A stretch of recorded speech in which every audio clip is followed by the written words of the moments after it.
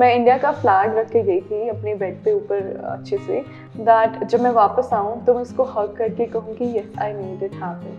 And the new Miss Universe is India. But ये कभी मैंने सोचा नहीं था।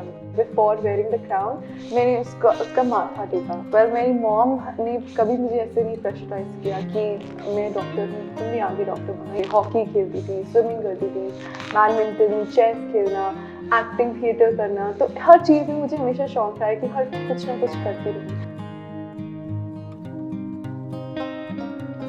In the end of the day आपके मार्क्स नहीं मैटर करते हैं। In the end of the day ये मैटर करता है कि आप अपनी ज़िंदगी में कितने प्रैक्टिकल हो और आप सिचुएशंस को कैसे डील करते हो।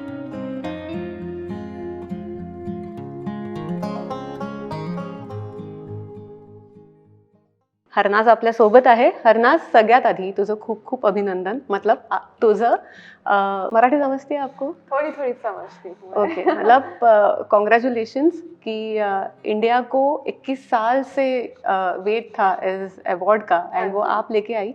एंड जब पहली बार ये अवार्ड आप जब आई थिंक आप जस्ट बॉर्न हुई होंगी जब लास्ट टाइम हमें ये अवार्ड मिला था. बिल्कुल. तो कैसे था आपका बचपन, कैसा था? आपने कब सोचा कि मुझे इस करियर में आना है, क्या करना है? पहली बात तो बहुत बहुत धन्यवाद आपका इतने प्यारे शब्दों के लिए। अगर मैं अपने बचपन की बात करूँ तो मेरी फैमिली ने हमेशा मेरा बहुत सपोर्ट किया है। मेरे फादर थोड़े अगेंस्ट थे, not even against, I think उनके जो अपने जैसे उनका अपनी अपब्रिंगिंग थी तो उसकी वजह से उनको थोड़ा मुश्किल था मुझे समझाना regarding beauty fashion industry. But ये कभी मैंने सोचा नहीं था, मेरी कभी भी बचपन की विश नहीं रही या मेरी ड्रीम नहीं था कि I would like to be a beauty queen or something like that. But as I grew up, especially in 2017, जब मैं 17 साल की थी और मैं ऐसे ही गई थी स्टेज पे और मैंने तब रियलाइज़ किया कि मुझे एक्टिंग का, मॉडलिंग का, ब्यूटी फैशन का बहुत शौक है। उससे ज़्यादा मेरी मॉम ने ये चीज़ रियलाइज़ की और उन्होंने वो खूबी देखी मेरे में। तो विद माई फैमिली सपोर्ट मैं यहाँ तक पहुँच पाई, from being the second runner up for my college to representing Chandigarh to representing Punjab, India, and now universe. So it has been a great journey. आणि ती ग्रेट जर्नी तुझ्या चेहऱ्यावरती सुद्धा रिफ्लेक्ट होते. आपको समझा मैंने क्या बोला? बिल्कुल, आपकी ये जर्नी आपके पर्सनॅलिटी से आपके फेस पे निखर के आती है. येस.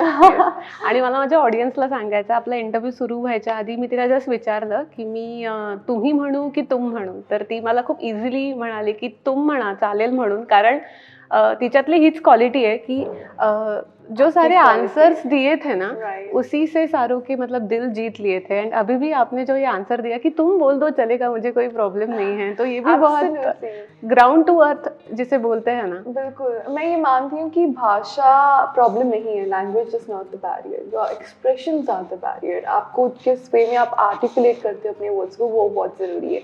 आप चाहे किसी को आप बोलो, तुम बोलो, दैट डजंट मैटर. आपका अल्टीमेट मैसेज कन्वे होना चाहिए, आपकी जो फीलिंग्स है अंदर से वो बतानी चाहिए. और on that moment when I was standing on the stage I was answering, मेरा यही अल्टीमेट गोल था कि जो मैं मानती हूँ दिल से मैं उसको पोर्ट्रे करूँ और बता सकूँ, शब्दों में बयान कर सकूँ कि this is the advice which I would like to give to the youth as being the youth of my country, क्योंकि मैं उनके सेंटिमेंटल्स को अच्छे से समझ सकती हूँ.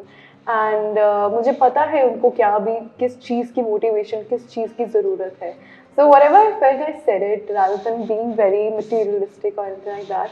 एंड आई थिंक यही आपकी प्रायोरिटी होनी चाहिए कि आप जो हो वैसे ही रहो, फिर आपके आसपास सब बदलता रहेगा वैसे ही. मुझे आपको बहुत सारे सवाल पूछने हैं, लेकिन एक सवाल, जब वो क्राउन आया, आपके सर पे रखा गया, तब क्या वो मोमेंट कैसा था आपके लिए?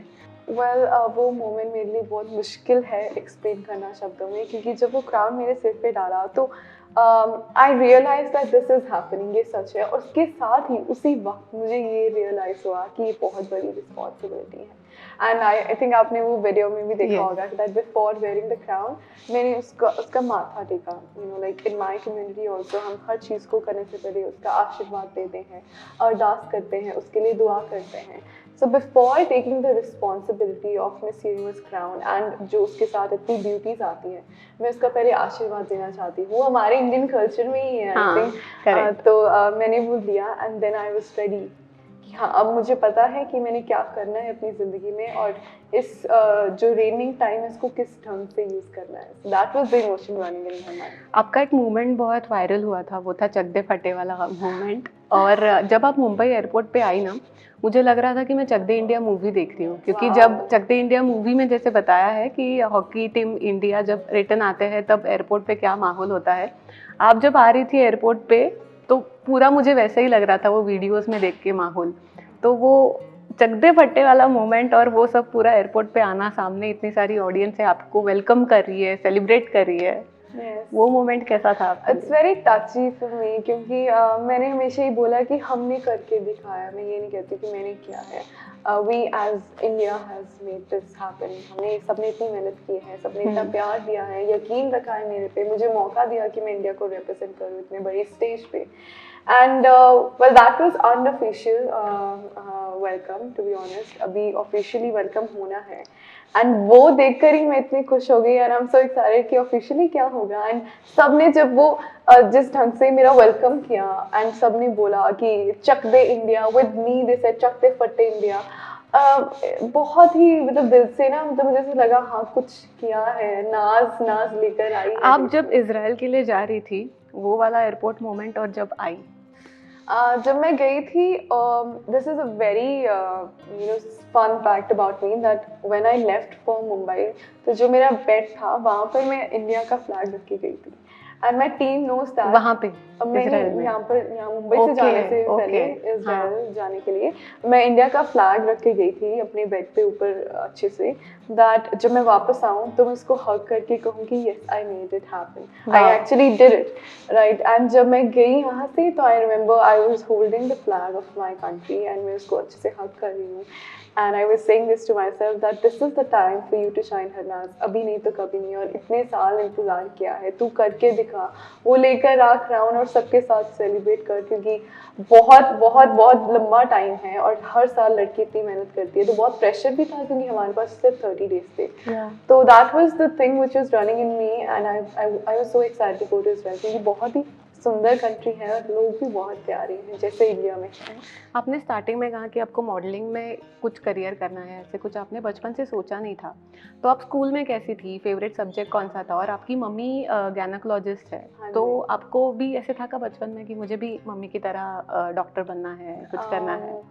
वेल मेरी मॉम ने कभी मुझे ऐसे नहीं प्रेशराइज किया कि मैं डॉक्टर हूँ तुम भी आगे डॉक्टर बनो, या फिर मेरे भाई को भी उन्होंने कभी नहीं किया. आई थिंक यही इसी वजह से मैं यहाँ तक पहुँच पाई हूँ, क्योंकि मेरी फैमिली ने हमेशा ओपन व्यू पॉइंट रखा है मेरे लिए और मेरे भाई के लिए. Whatever we want to do in our life we can do it only, क्योंकि जब तक हम नहीं गिरेंगे हमें नहीं पता चलेगा कि स्ट्रगल की वैल्यू क्या है या अचीवमेंट्स जो हमें मिलेंगे उसकी वैल्यू क्या है.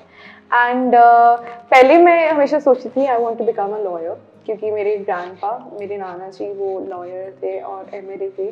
तो मेरे अंदर बहुत ज़्यादा वो एक्साइटमेंट थी कि लॉयर बनना है, फिर आईएएस ऑफिसर बनना है.